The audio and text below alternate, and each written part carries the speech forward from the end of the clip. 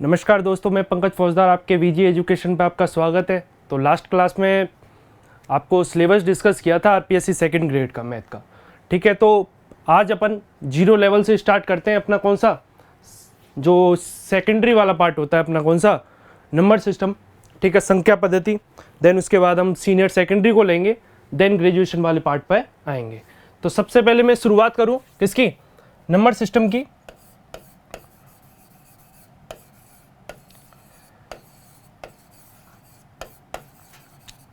Exam weightage की बात करूं दोस्तों, तो कम से कम आपका 3 से 4 क्वेश्चन आपके पूछता है। ठीक है, ज़्यादा दे रखा नहीं है, ठीक है, पर काफ़ी कंसेप्चुअल टॉपिक है। ठीक है, सेकेंडरी वाला पार्ट जो मैक्सिमम पार्ट कवर करता है वो इसमें, सेकेंडरी वाले में जो मैक्सिमम पार्ट कवर करता है वो कौन सा आपका नंबर सिस्टम है। ठीक है, तो सबसे पहले मैं बात करता हूँ नंबर सिस्टम होता क्या है दोस्तों। तो ऐसी सिस्टम जिसमें अपन किसे, जैसे 0 1 2 3 4 5 6 7 8 9, ठीक है, इन 0 से 9 नंबर तक के क्या करें, चीज़ों को क्या करें, पढ़ने का प्रयास करें, वही पूरा सिस्टम क्या कहलाता है, अपना नंबर सिस्टम होता है। 3-4 प्रकार के क्या होते हैं, सिस्टम होते हैं। जैसे बाइनरी सिस्टम होता है,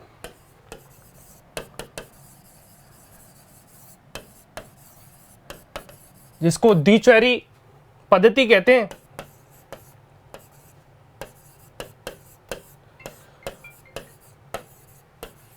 ये ऐसी पद्धति होती है जिसमें अपन या तो 0 में पढ़ें या 1 में लिखें, ओनली 2 नंबर में क्या करते हैं, इनको डिस्कस करते हैं। ठीक है, एक और पद्धति होती है, कौन सी, ऑक्टागोनल,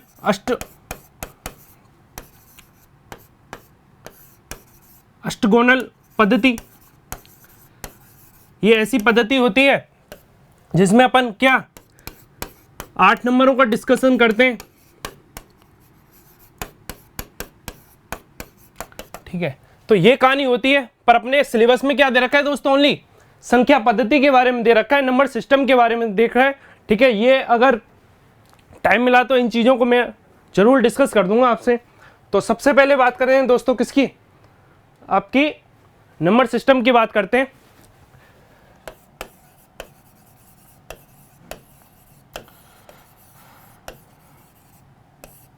ठीक है, तो सबसे पहले मैं बात करूं दोस्तों इसके जो क्लासिफिकेशन होता है अपना किसका, नंबरों का। ठीक है, जो वर्गीकरण होता है वो अपना कितने भागों में होता है दोस्तों, 3 भागों में होता है। जो वर्गीकरण होता है किसका, नंबर्स का, वो दोस्तों कितने होता है, 3 पार्टों में होता है। आपका एक तो होता है क्या, रियल नंबर, जिसको अपन वास्तविक संख्या कहते हैं। दूसरा होता है कौन सा, काल्पनिक संख्या, इसको अपन क्या बोलते हैं, इमेजिनरी संख्या बोलते हैं। और तीसरा कौन सा होता है दोस्तों, कॉम्प्लेक्स नंबर, जिसको अपन क्या बोलते हैं, सम्मिश्र संख्या बोलते हैं। ठीक है, अपना क्या नंबर कितने प्रकार में डिवाइड किए, 3 प्रकार में डिवाइड किए। कौन कौन से, आपका वास्तविक संख्या रियल नंबर, काल्पनिक संख्या इमेजिनरी नंबर, और तीसरा कौन सा आता है, कॉम्प्लेक्स नंबर। ये अपना कौन सा सीनियर सेकेंडरी वाला पार्ट है, पर मैं थोड़ा बहुत इधर डिस्कस कर दूंगा। तो सबसे पहले बात करते हैं दोस्तों किसकी, अपनी वास्तविक संख्या की बात करते हैं, काल्पनिक संख्या की बात करते हैं। तो क्या होता है रियल नंबर,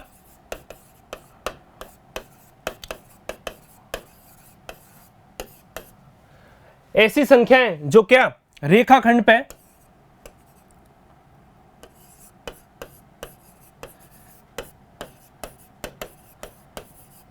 जो किस पे, रेखाखंड पे क्या की जाए, प्रदर्शित की जाए।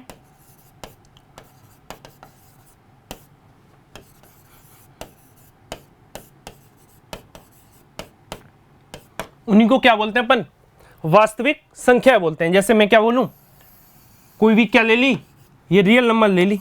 ठीक है, ये क्या है 0, ये क्या है 1 2 3 4, ये सारे नंबर क्या हैं दोस्तों, आपके रियल नंबर है।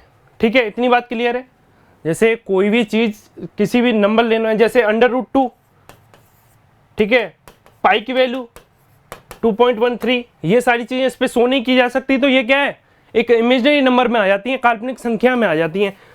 ठीक है, क्लियर हुआ। ऐसी संख्याएं जो किस पे, ओनली रेखाखंड पे क्या की जाए, प्रदर्शित की जाए, मतलब रिप्रेजेंट की जाए, उन्हीं को क्या बोलते हैं अपन, वास्तविक संख्या बोलते हैं।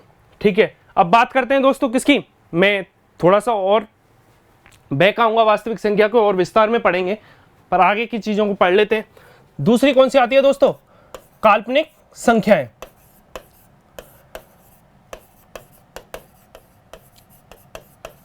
जिसको अपन क्या बोलते हैं, इमेजिनरी नंबर। ठीक है, इमेजिनरी नंबर क्या होता है, जैसे मैं क्या बोलूं, √25 की वैल्यू क्या होती है 5, √36 की वैल्यू क्या होती है 6, रूट लें। अगर इसमें क्या आ जाए दोस्तों, गलती से क्या आ जाए, अंदर क्या आ जाए, नेगेटिव आ जाए, जैसे √25 की वैल्यू रूट क्या आ जाए, तो ये क्या है, एक इमेजिन वैल्यू में चली गई, एक काल्पनिक संख्या में चली गई। ठीक है, तो इसको सॉल्व कैसे करते हैं, जैसे हमें पता है √25 की वैल्यू क्या होती है दोस्तों 5, और मैं आगे सिखाऊंगा कि माइनस में अगर अंडर रूट में -1 आ जाए तो उसको रिप्रेजेंट किससे करते हैं दोस्तों, आयोटा से। ठीक है, आप कॉम्प्लेक्स नंबर में इन चीज़ों को पढ़ेंगे, आयोटा के बारे में, और मैं पढ़ाऊंगा। ठीक है, जब मैं सीनियर सेकेंडरी वाला पार्ट आपका चालू करूंगा, उस चीज़ में मैं आपको पूरा प्रूफ भी दूंगा क्योंकि -√1 की वैल्यू क्यों आई, आयोटा क्यों आई। ठीक है, तो ये क्या है, और इसकी क्या वैल्यू आई, -1 रह गया, तो इसको रिप्रेजेंट करेंगे दोस्तों किससे, 5 आयोटा से। जैसे √36 है, -36 है, तो ये क्या आएगा 6 आयोटा। इतनी चीज क्लियर है, ये तो गई। और ये आपकी ये नंबर लाइन हुई। ठीक है, तो चीजें क्या है, आयोटा में चली जाती है, नेगेटिव में चली जाती हैं। ठीक है, इनको रिप्रेजेंट नहीं किया जा सकता, ओनली वास्तविक संख्याओं को किस पे, रेखाखंड पे क्या किया जाता है, रिप्रेजेंट किया जाता है। ठीक है, अब बात आती है दोस्तों, तीसरा कौन सा आपका रियल नंबर हो गया, दूसरा कौन सा वास्तविक संख्या हो गई, तीसरा कौन सी काल्पनिक संख्या हो गई, एक वास्तविक संख्या हो गई। अब तीसरी संख्या कौन सी बची अपनी दोस्तों, समित्र संख्याएं।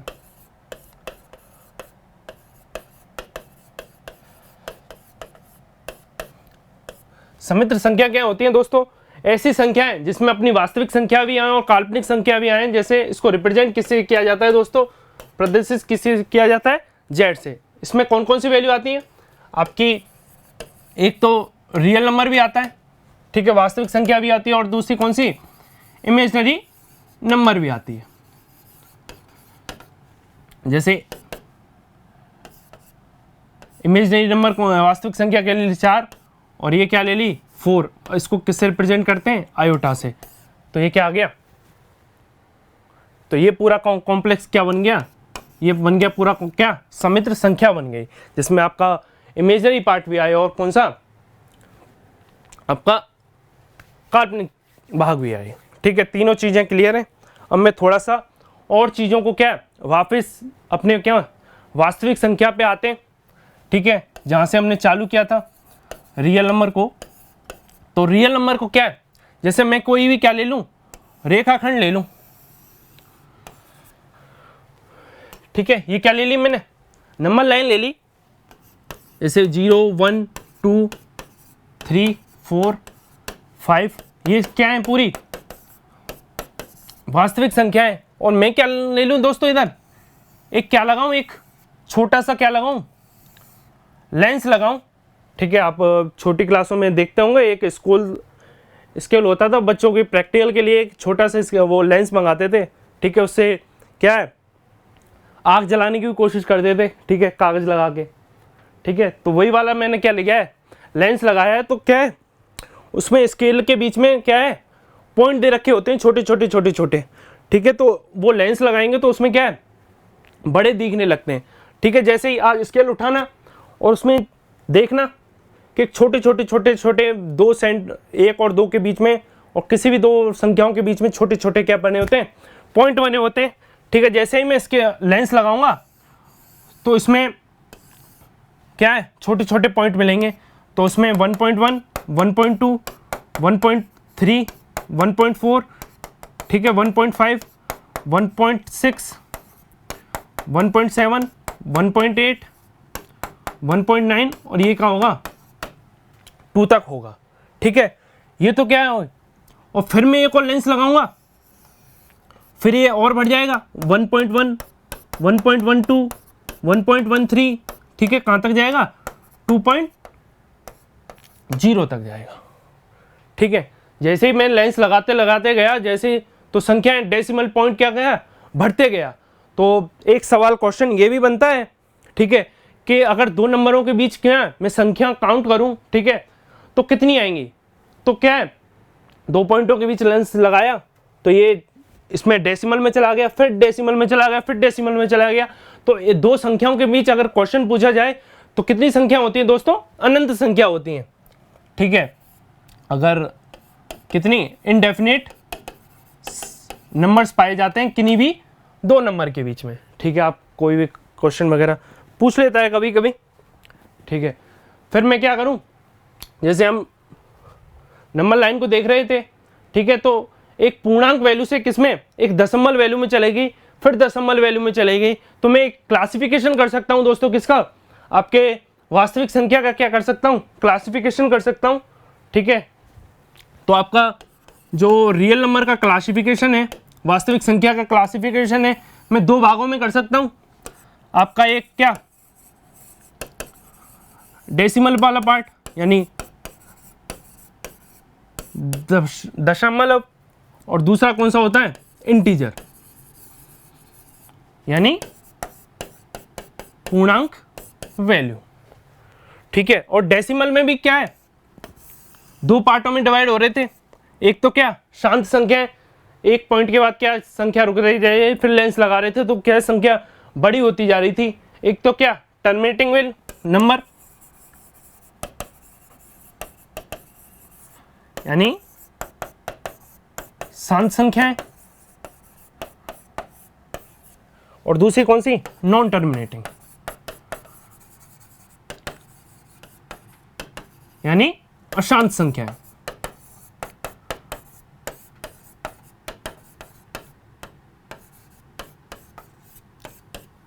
जैसे इसका एग्जांपल ले लो तो 1.1, ठीक है, इस टर्मिनेटिंग का तो 1.12, और इसका क्या था 1.2331। ठीक है, ये चीजें बढ़ती जा रही थी, और इंटीजर क्या थे अपने 1 2 3 4 5। ठीक है, तो ये कहानी थी।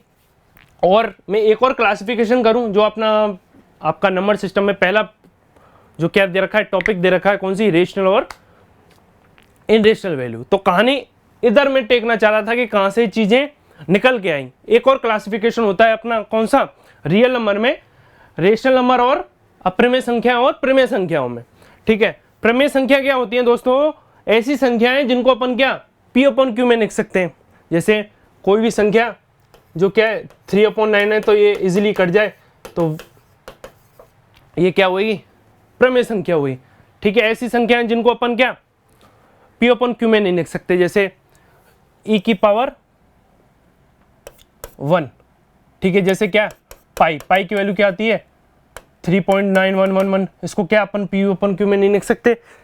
ठीक है, जैसे कोई भी संख्या आ जाए, टर्मिनेटिंग नंबर आ जाए बड़ा वाला, उसको अपन किसमें P/Q में नहीं लिख सकते। तो वो सारी चीजें, तो ये क्या है 1.1 है, जैसे कोई डेसिमल है तो इसको क्या, एक पॉइंट को हटाएंगे तो ये क्या है P/Q में इसको लिख सकते हैं।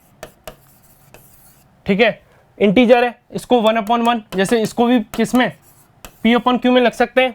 ठीक है, ये क्या है 1.10, कोई भी क्या ले लिया तो इसको भी अपन किसमें P/Q में लिख सकते हैं। पर नॉन टर्मिनेटिंग है, जो संख्याएं बढ़ती जा रही हैं, उनको अपन किसमें P/Q में नहीं लिख सकते हैं।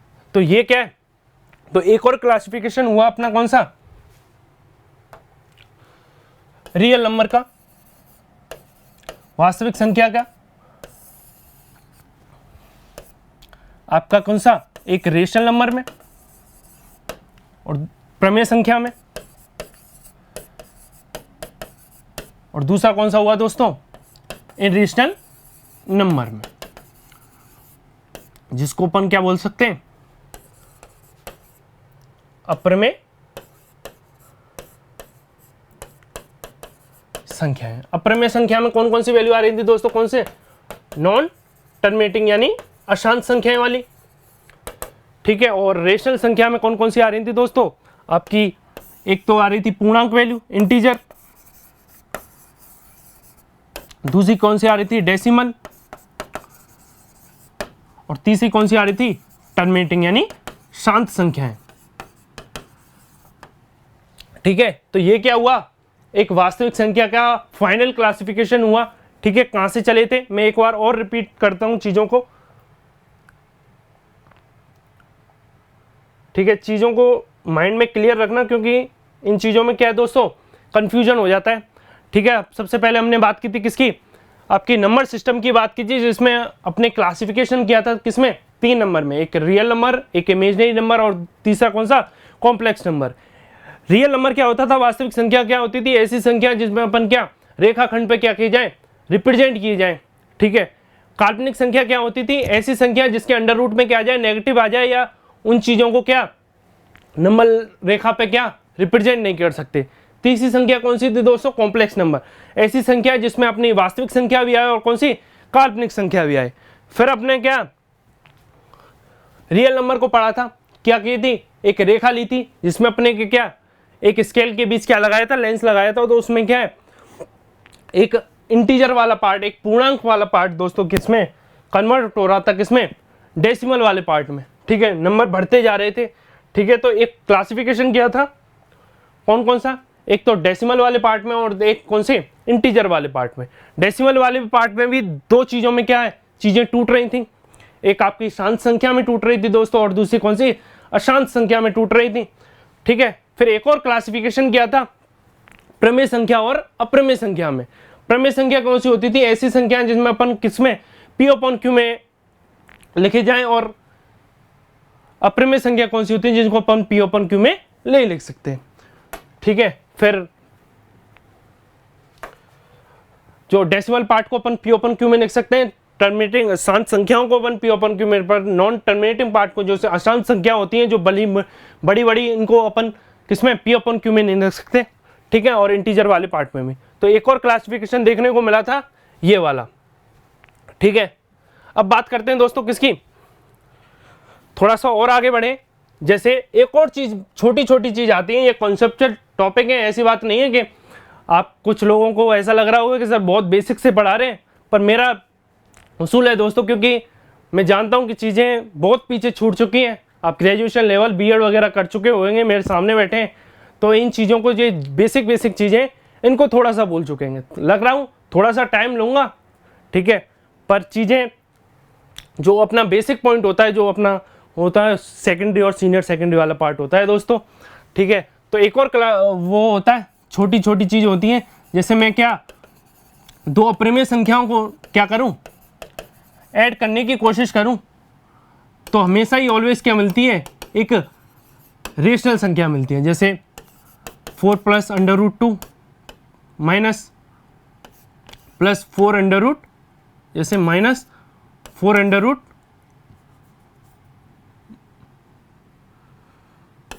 माइनस कर लो 3 + √2 प्लस माइनस √2। तो ये क्या है, √2 से √ काटूं तो संख्या मुझे क्या मिल रही है, एक रेशनल संख्या मिल रही है, ठीक है। इतना क्लियर हुआ कि किसी दो संख्याओं, दो प्रमेय संख्याओं को मैं जोड़ूं तो हमेशा क्या मिलता है, एक प्रमेय संख्या मिलती है मुझे, ठीक है। जैसे मैं दो क्या प्रमेय संख्याओं को क्या करूं, माइनस करूं, तो हमेशा ही क्या मिलती है, एक प्रमेयी संख्या मिलती है। जैसे प्लस √2 माइनस 3 प्लस √2, ठीक है। तो ये क्या आया 2 √2, ठीक है। अगर मैं दो रेशनल संख्या को क्या करूं, ऐड करूं, मल्टीप्लाई करूं, तो भी मुझे क्या मिलेगी, एक दोस्तों प्रमेयी संख्या मिलेगी। जैसे 4 + √3 × 2 + √3, ठीक है, तो ये क्या है 8, फिर ये क्या है प्लस 2√3 प्लस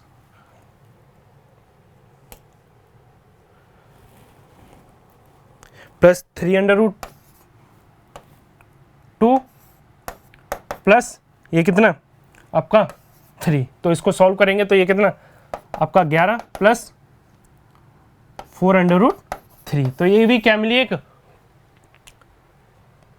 रेशनल संख्या मिली, प्रमेय संख्या मिली। अगर मैं क्या करूं, दो रेशनल नंबर का क्या करूं, डिवाइड करूं तो भी मुझे क्या मिलेगी, एक रेशनल संख्या मिलेगी। ठीक है, इतनी चीजें क्लियर है। किसी भी दो नंबरों को क्या करूं, एडिशन करूं प्रमेय संख्या का, तो भी मुझे क्या है कि प्रमेय संख्या मिलेगी। अगर मैं दो प्रमेय संख्या का क्या करूं, माइनस करूं, सब्ट्रैक्शन करूं, तो भी मुझे एक क्या मिलेगी, प्रमेय संख्या मिलेगी। अगर मैं दो प्रमेय संख्या का क्या करूं, मल्टीप्लाई करूं, तो भी मुझे एक क्या मिलेगी, प्रमेय संख्या मिलेगी। ठीक है, अगर मैं डिवाइड करूं दो प्रमेय संख्या का, तो भी मुझे एक क्या मिलेगी, प्रमेय संख्या मिलेगी। जैसे मैं बात करूं किसकी, अगर मैं क्या करूं, दो इरेशनल वैल्यू यानी अप्रमेय संख्या का क्या करूं, एडिशन करूं,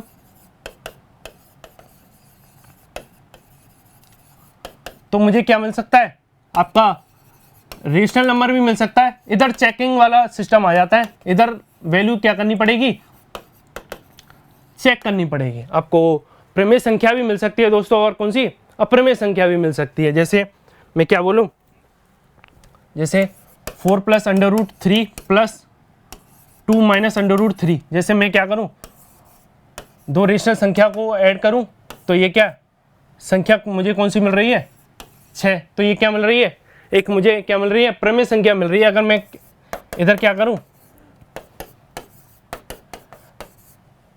तो ये क्या मिल रही है मुझे, 6 + 2√3। तो मुझे क्या मिल रही है, एक अप्रमेय संख्या मिल रही है।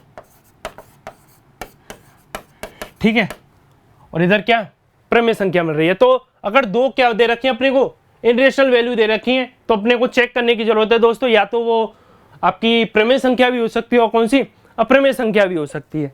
ठीक है, अगर मैं ऐसे ही बात करूं किसकी, सब्ट्रैक्शन की बात करूं,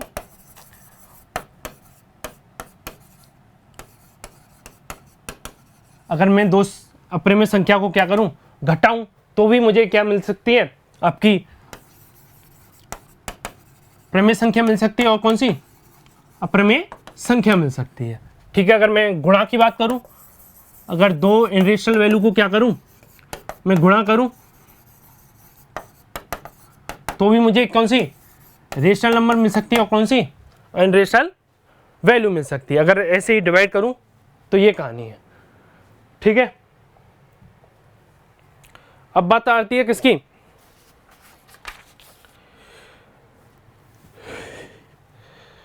अब बात आती है किसकी, आपकी जो मेन और वास्तविक संख्या का क्या था, क्लासिफिकेशन था, एक डेसिमल में और कौन सी, इंटीजर वाले पार्ट में। ठीक है, तो सबसे पहले मैं बात करूं किसकी, आपके पूर्णांक वाले पार्ट की बात करूं, इंटीजर्स की बात करूं,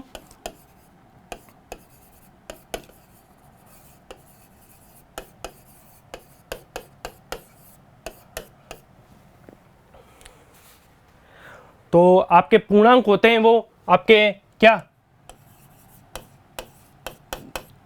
गणात्मक भी हो सकते हैं या सकारात्मक भी हो सकते हैं।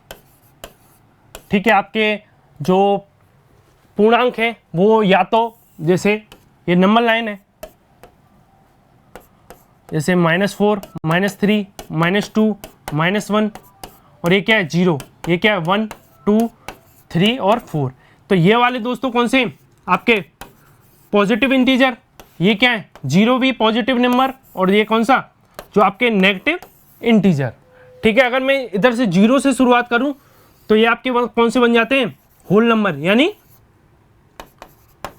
पूर्णांक नंबर। अगर मैं बात करूं किससे, 1 से बात करूं, अगर 1 से काउंट करूं, तो ये कौन से बन जाते हैं आपके, नेचुरल नंबर यानी प्राकृतिक संख्याएं।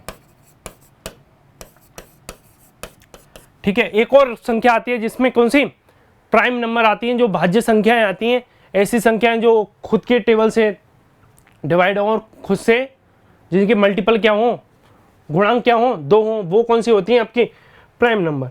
ठीक है, जैसे आपका होल नंबर हो गया, ऐसी संख्याएं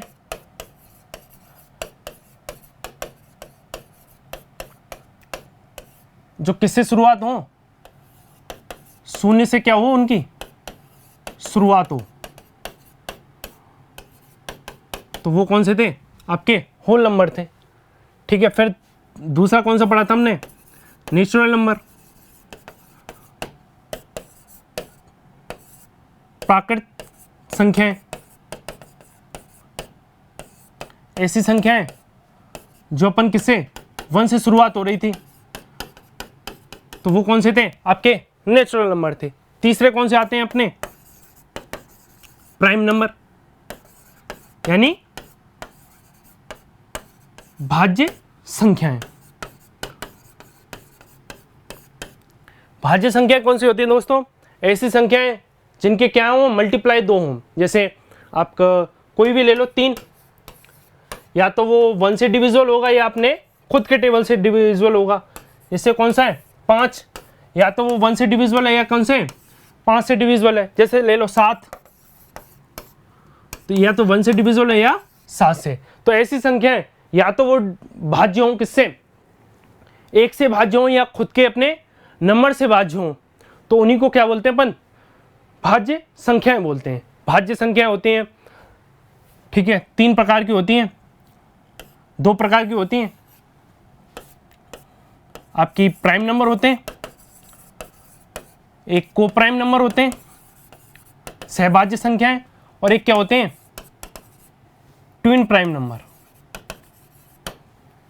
ठीक है, प्राइम नंबर तो बता दिया, ऐसी संख्याएं जिनके क्या गुणांक क्या हो, एक तो खुद से डिविजिबल हो और एक खुद के टेबल से डिविजिबल हो और एक 1 से डिविजिबल हो, वही कौन से आपके भाज्य संख्याएं बोलती हैं। को प्राइम नंबर कौन से होते हैं, जिनके क्या हो दोस्तों, जिनका HCF क्या हो दोस्तों 1 हो। जैसे कोई भी ले लो 11, 15, ठीक है, 17, 19, दो कौन सी भाज्य संख्या है जिनका क्या हो हाईएस्ट कॉमन फैक्टर, जिनको क्या बोलते हैं HCF बोलते हैं, वो क्या हो 1 हो, उन्हीं को क्या बोलते हैं अपन को prime number. Twin prime number क्या होता है, ऐसी संख्याएं 2 भाज्य संख्याएं या 2 प्राइम नंबर जिनका डिफरेंस क्या हो, पेयर में डिफरेंस क्या हो 2 हो, वही कौन सी कहलाती है अपनी ट्विन प्राइम नंबर। ठीक है, इतनी बात क्लियर है। और थोड़ा सा और मैं भाज्य संख्याओं के बारे में कुछ फैक्ट बताता हूं जो कभी कभी एग्जाम क्या पूछ लेता है। जैसे जो अपना सबसे छोटा सम भाज्य नंबर होता है वो कौन सा होता है दोस्तों, 2 होता है। भाज्य संख्या तो समझते हो, सम संख्या इवन नंबर, ठीक है, मैं आगे पढ़ाऊंगा। जो सबसे छोटा सम भाज्य संख्या होती है वो कौन सी होती है दोस्तों, 2 होती है। फिर उसके बाद जो प्राइम नंबर है वो भाज्य क्या संख्या है,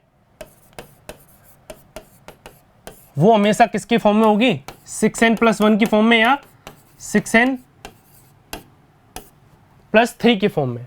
पर कंडीशन ये है कि n हमेशा किससे बड़ा होना चाहिए, 3 से बड़ा होना चाहिए। जैसे किसी भी संख्या को मैं चेक करूं कि ये भाज्य संख्या है कि नहीं है, तो n की वैल्यू अगर मैं 3 रखूं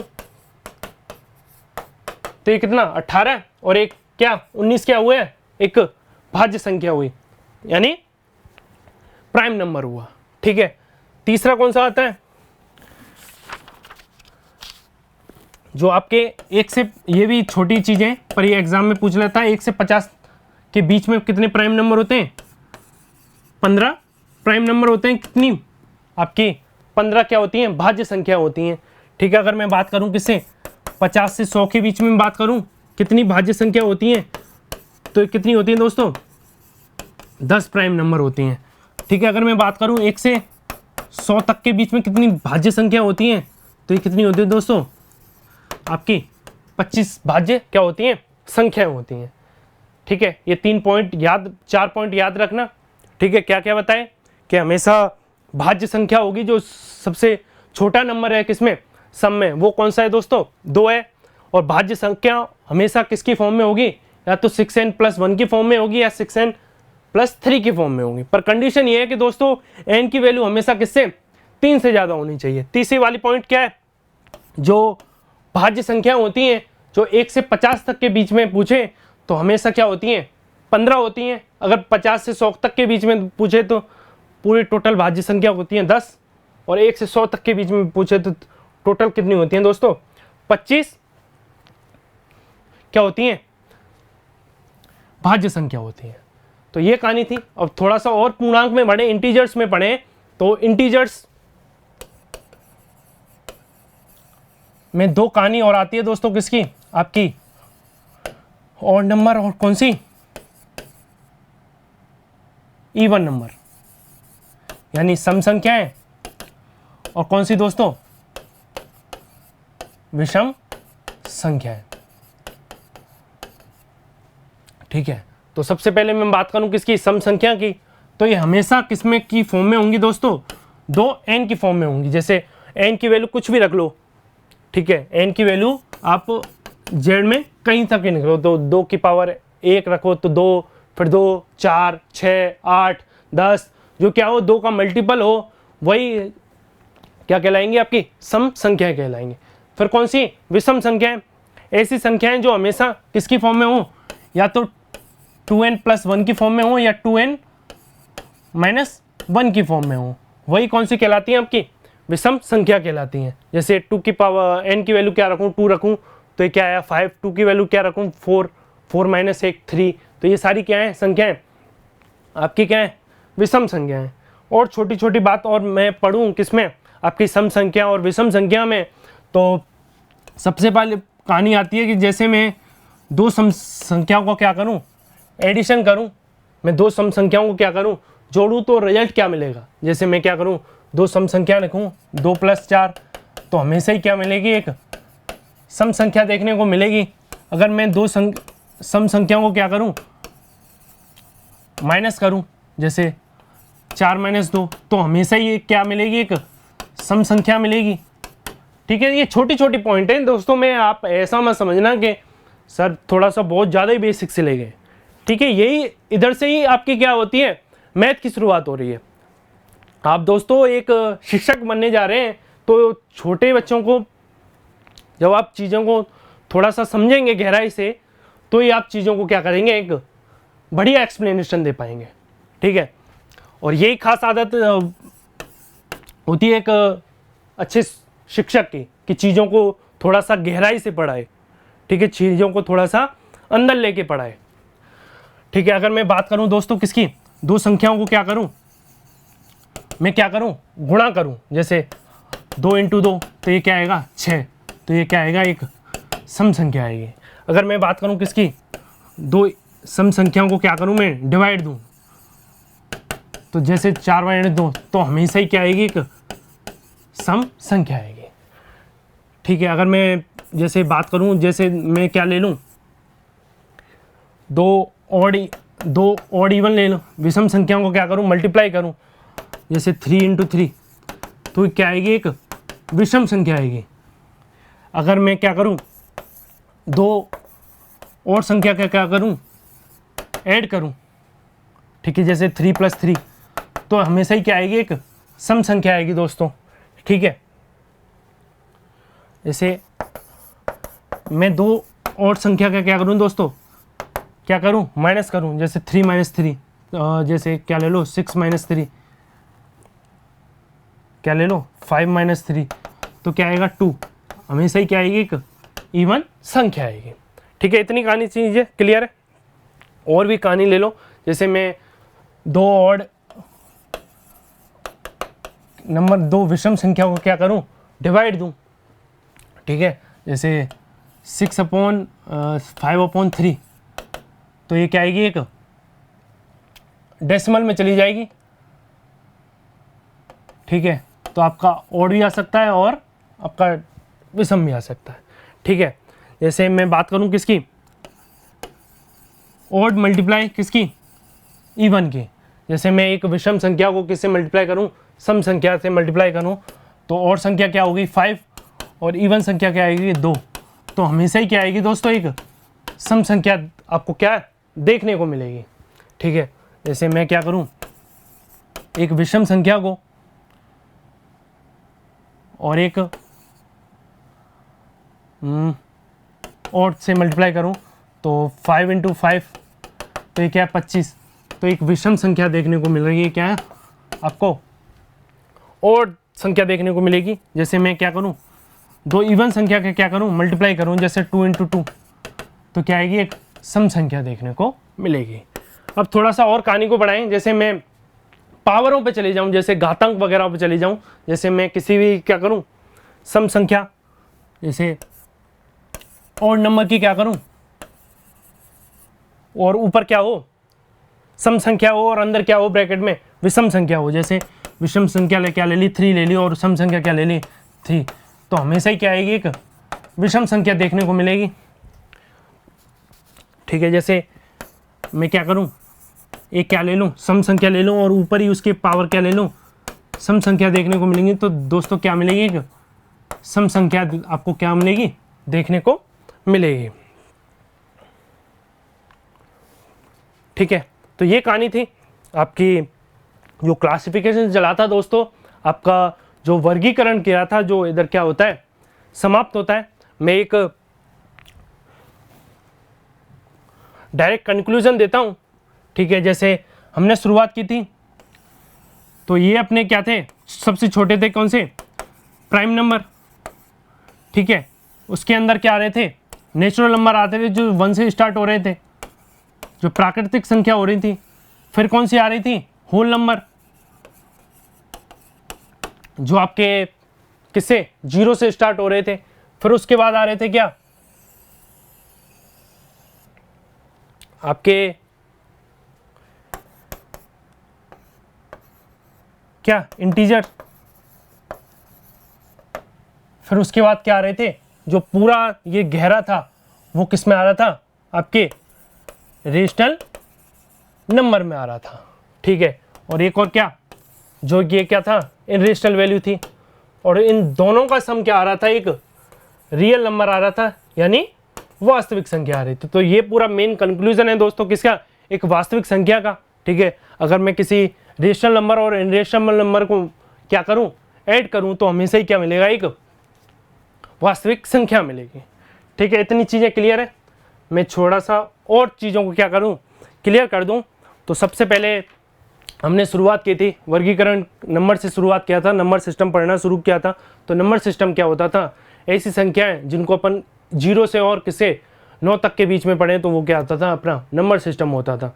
फिर हमने 3 क्लासिफिकेशन किए थे, आपका वास्तविक संख्या, काल्पनिक संख्या और समित्र संख्या में।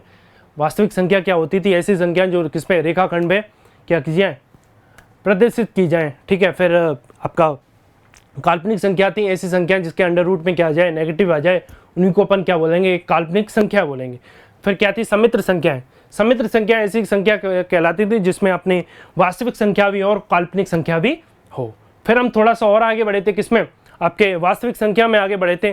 तो वास्तविक संख्या का मैंने एक छोटी सी क्या ली थी, नंबर लाइन ली थी। फिर मैंने उसमें क्या लगाया था, एक लेंस लगाया था। तो उसमें 2 चीज़ों में क्या कह रही थी, वक्री मतलब डिवाइडेशन हो रहा था। एक जो अपना जो पूर्णांक वाला पार्ट है वो किसमें धीरे धीरे किसमें एक डेसिमल की फॉर्म में क्या टूटता जा रहा था।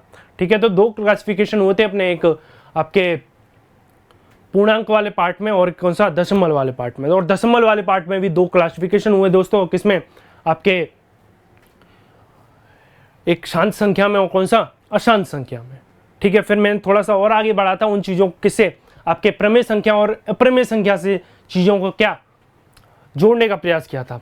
प्रमेय संख्या क्या कहलाती है, ऐसी संख्या जिसमें अपन किसमें P/Q में उनको चीज़ों को लिख सके, उन्हीं को क्या बोलते थे अपन, प्रमेय संख्या बोलते थे। और अप्रमेय संख्या ऐसी संख्या जिनको अपन P/Q में नहीं लिख सकते। तो अपन देखा था कि पूर्णांक वाले पार्ट को, दशमलव वाले पार्ट को और शांत संख्या वाले पार्ट को किसमें अपन P/Q की चीज़ों में क्या है लग सकते हैं। तो उसको अपने क्लासिफिकेशन में डाल दिया था, किसमें, अपने प्रमेय संख्या में।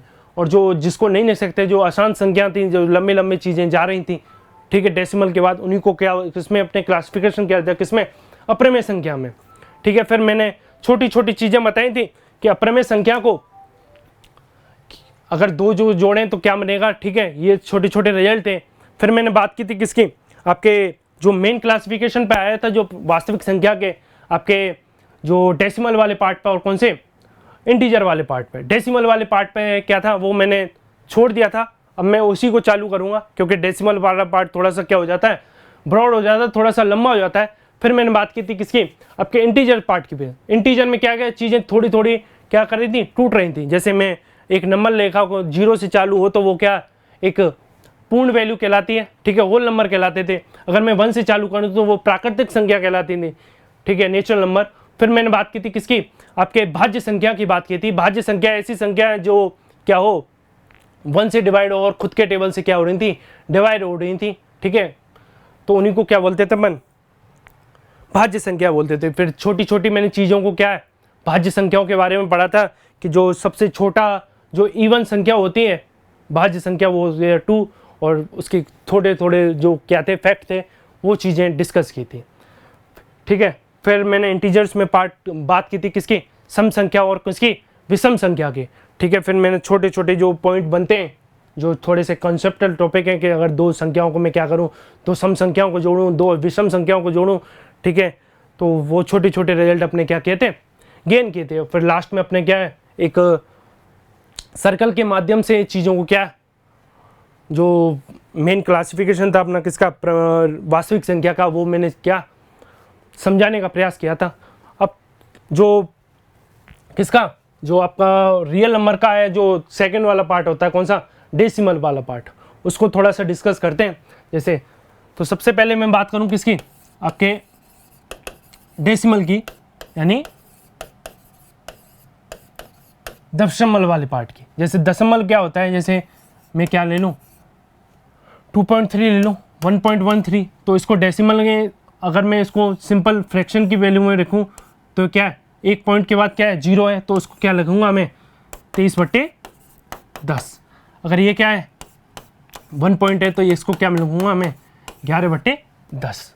ठीक है, तो डेसिमल क्या होता है, ये तो क्या है छोटी छोटी क्या डेसिमल की पार्ट हुई। अगर मैं अब बात कर रहा हूँ किसकी, जिसके लंबे लंबे क्या आते हैं, नॉन टर्मिनेटिंग वाले डेसिमल वाले पार्ट की बात कर रहा हूँ, ये तो इजीली क्या हो जाते हैं, सॉल्व हो जाते हैं टर्मिनेटिंग वाले। अब मैं बात करता हूँ किसकी, जो आपका पुनरावर्ती क्या होती हैं, डिजिट्स होती हैं, यानी रिकरिंग डिजिट।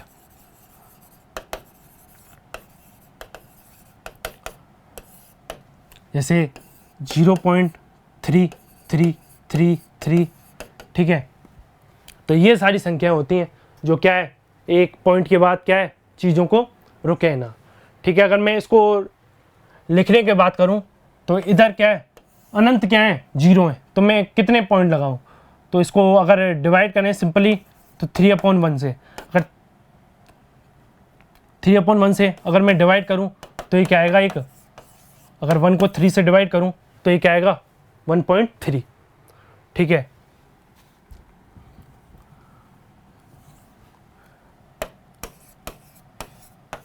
पर ये क्या है नॉन टर्मिनेटिंग वर्ड है। अगर इसको रोकने के लिए क्या करते हैं अपन, एक इसको क्या लगाते हैं, बार लगा देते हैं।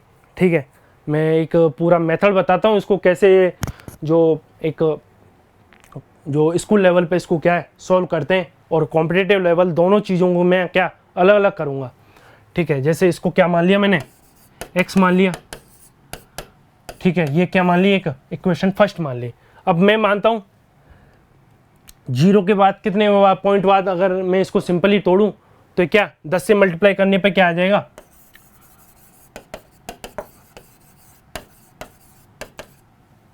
तो 10x इक्वल टू क्या है 3.3।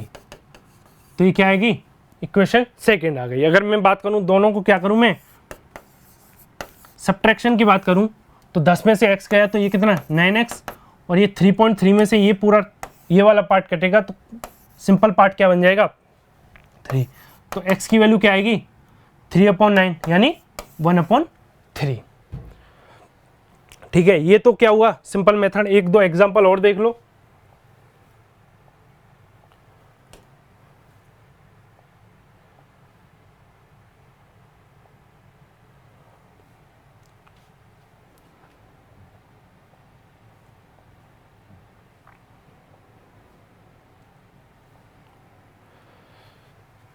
जैसे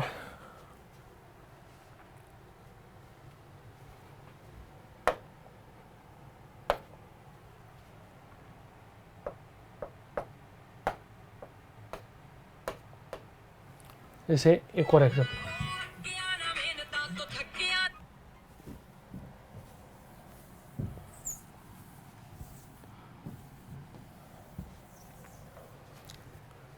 जैसे एक और एग्जांपल ले लो,